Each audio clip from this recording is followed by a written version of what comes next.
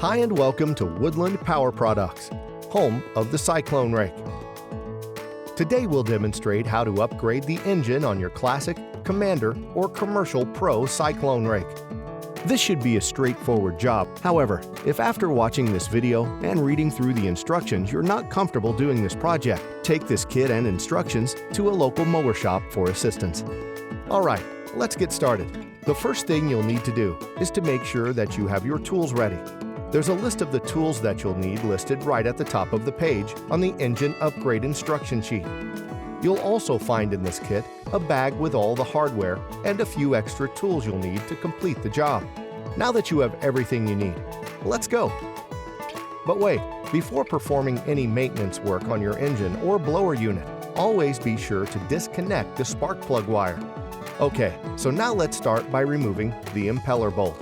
First, you'll need to make sure that the hex socket in the impeller bolt is thoroughly cleaned of all dirt and debris so the hex bit socket can seat all the way to the bottom of the bolt head. You can do this with a small blade screwdriver. Next, place a wooden board, such as a 2x4 or some other 2-foot long sturdy object inside the top of the blower to prevent the impeller from rotating while you're working. Today, we're using a piece of PVC pipe. Using the 5/16" hex bit socket and 6" extension bar, remove the impeller bolt. This is a regular threaded bolt, so you're going to turn in a counterclockwise rotation to remove the bolt. Remember, righty-tighty, lefty-loosey. Don't try to use a small L-shaped Allen wrench for this step. You won't be able to get enough torque, and if the bolt head gets stripped, you won't be able to remove the engine. Once the bolt is out, you can now remove the piece of wood from the top of the blower. Now you will have to remove the blower housing nut, which connects the engine bracket to the blower unit. There are several bracket styles, so yours may not look exactly like this one, but it's the same procedure regardless of which bracket type you have. The next step is to remove the 4 engine bolts. You can use a 1/2" socket from below and a 1/2" box wrench from above to remove these bolts. Save these bolts. You'll need them later.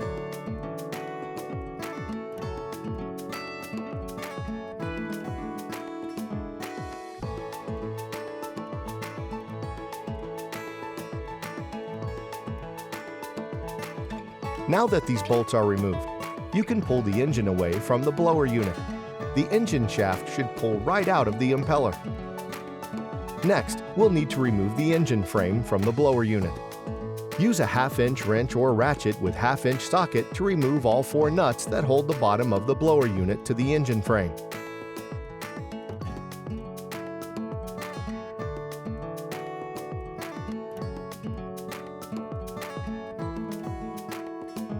Using the same wrench or ratchet, remove the 2 bolts that secure the blower support bracket to the engine frame.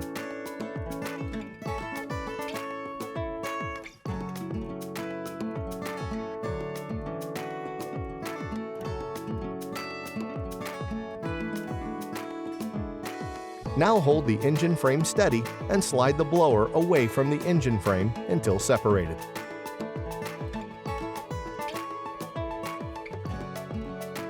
Next, you'll remove the threaded insert from inside the engine frame. Using a flathead screwdriver or other prying tool, gently pry the cap plug from the end of the engine frame. Then tilt the engine frame to slide out the threaded insert and reinstall the cap plug.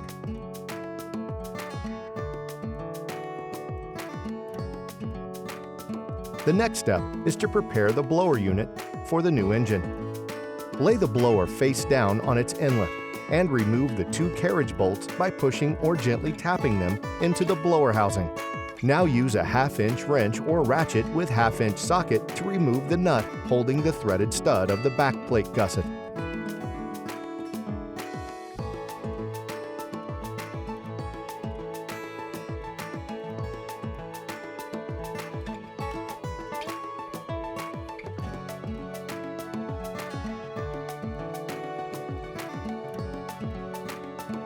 Next, you'll remove the support bracket.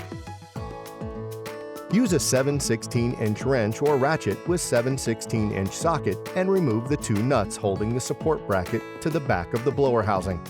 Now you can remove and discard the support bracket.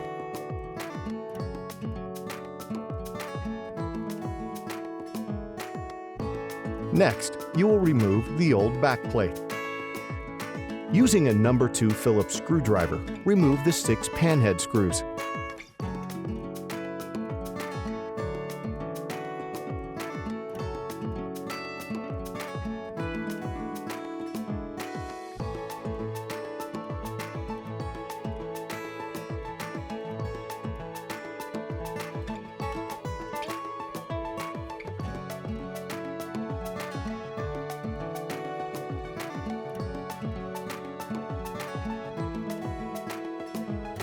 Lift off the old backplate and discard it.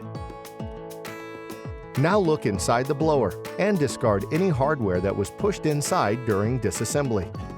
Next, locate the 2 holes left by removing the support bracket and support bracket gusset. Reach inside blower housing and fit the neck of a 1/4 inch 20 T-nut into one of the support bracket mounting holes, and then hand thread one of the 1/4 inch truss head screws into the T-nut until it bites. Finish tightening with Phillips screwdriver. Repeat to seal off the second support bracket mounting hole. Now we're ready to install the new backplate. Locate the new backplate and align it over the back of the blower housing. Just to note, some of the holes in the new backplate will not line up with the old holes in the blower housing. Don't worry though, we'll fix that in a bit. Next, hand start 5 panhead screws and holes as shown on your instruction sheet. Don't worry if any of the T-nuts or screws fall out or are difficult to tighten. We've provided extras for replacement.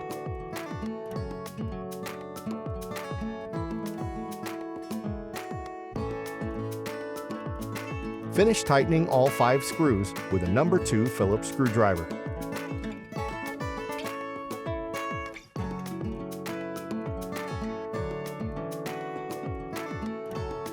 Now you'll use your drill with a 1/4 inch bit to make 3 new holes as shown into the blower unit using the backplate as a drill guide.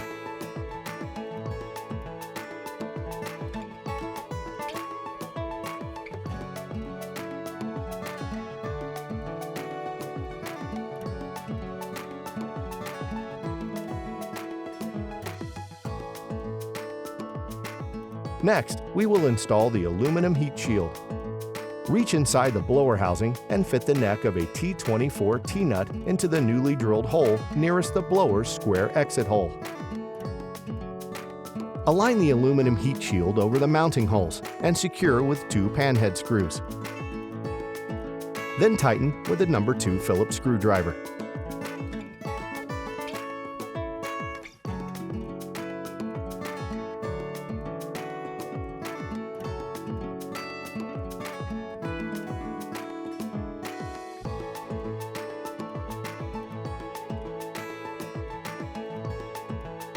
Now, stand the blower unit up on its flat side. Reach inside the blower housing and fit the neck of a T24 T-nut into one of the newly drilled lower holes, and then hand thread a T24 panhead screw into the T-nut until it bites. Finish by tightening with Phillips screwdriver.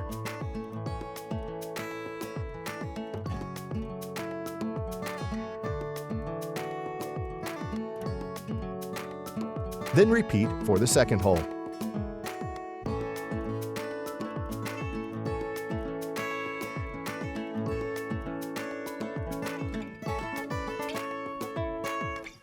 Finally, locate the 1/4 inch spacer and insert it into the impeller's hub. You can use a screwdriver or other object to slide it all the way until it is flush against the end of the hub's bore. The blower unit is now ready to be attached to the new engine. Let's start by preparing the new engine.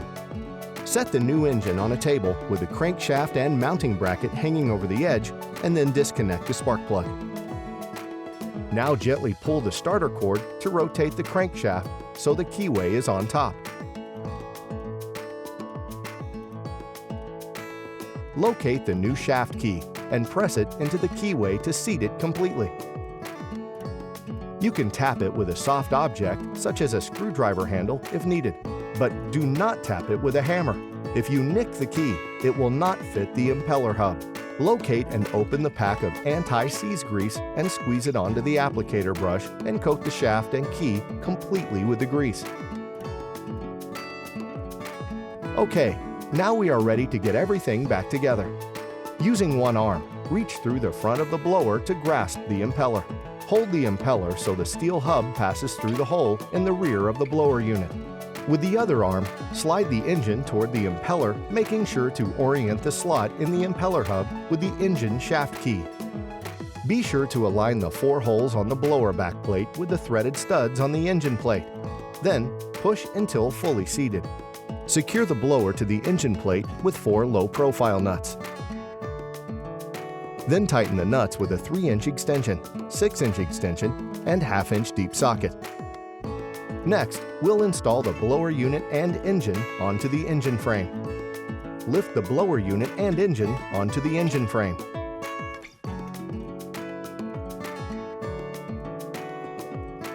Connect the base of the engine to the engine frame with the 4 bolts and nuts you previously removed.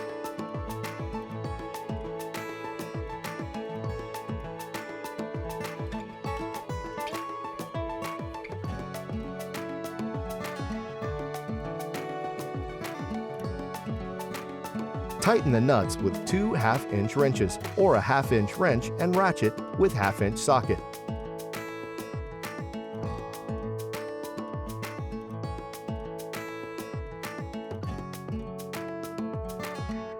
We're almost done. Just a few more things to put on and tighten up.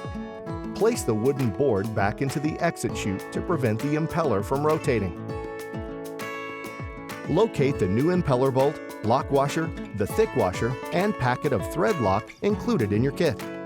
Now add a drop of thread lock onto the impeller bolt, and then slide it through the lock washer and the thick washer. Now hand thread them through the impeller hub and into the crankshaft.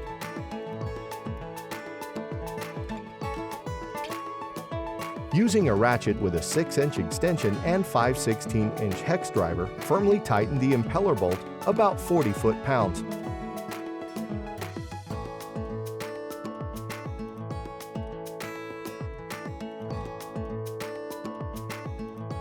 Next, locate the 2 plastic plugs and snap them into the empty holes on the side of the engine frame. Now the final thing to do is to reconnect the spark plug wire, and with that, you are all done.